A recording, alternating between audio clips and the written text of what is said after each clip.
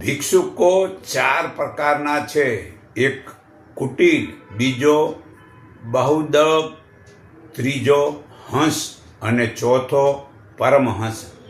તેઓ બધાના બહારના વેશ અને આચારો જુદા જુદા હોવા છતાં તેઓ સર્વે મોક્ષની ઈચ્છાવાળા રાખનારા હોય છે. પરમાત્મા આપણા શરીરમાં ઇન્જિનનું કામ કરે છે, મશીનના ઇન્જિનનું કામ કરે છે ને સ્ટારિંગ આપણો આત્માના હાથમાં છે.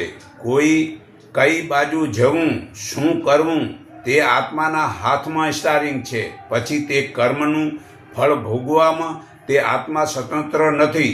તે પાછો ફળ મુજબ દુઃખ સુખ દેવું તે ભગવાનના હાથમાં છે. કર્મ સારું કરવું તેનું ફળ પરમાત્માને આપવું છે. હે અર્જુન, તને કર્મ કરવાનો અધિકાર છે, ફળનો નહીં. મનુષ્ય કર્મનો આરંભ કર્યા વિના પરમાત્માના નૈષ્ઠિક ભાવને પામતો નથી. તેમજ કર્મના બાહ્ય ત્યાગથી પણ સિદ્ધિ પામતો નથી. વળી કોઈ પણ મનુષ્ય એક ક્ષણ માત્ર પણ કર્મ કર્યા વગર રહી શકતો નથી.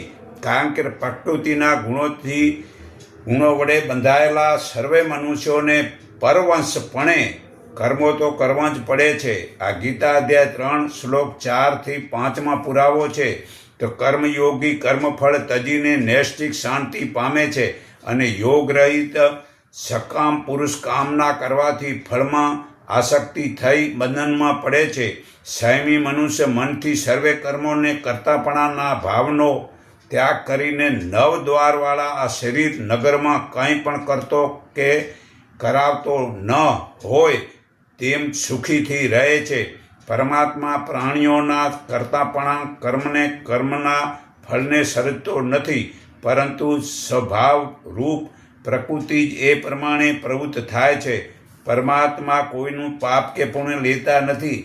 અજ્ઞાન વડે જ્ઞાન ઢંકાઈ જવાથી પ્રાણીઓ મોહ પામી કરે છે, પણ જેમનું તે અજ્ઞાન આત્માજ્ઞાન વડે નાશ પામ્યો છે, જેઓ પરમાત્માના ભાવમાં રહે છે, તેઓ પાપ રહિત થઈ જન્મ મરણ બંધનથી છૂટે છે.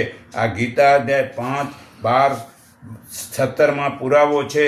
તો જ્યારે આપણે મતલબ પરમાત્મામાં આ સર્વે કર્મ છોડીને પરમાત્માનું શરણ લેવાથી સર્વે પાપ મુક્ત થવાય છે.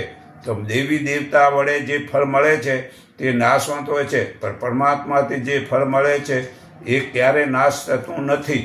તો પરમાત્માની પ્રાપ્તિમાં જ લક્ષ્ય રાખવો જોઈએ, જેથી કરીને આપણે મતલબ કે જે છે ને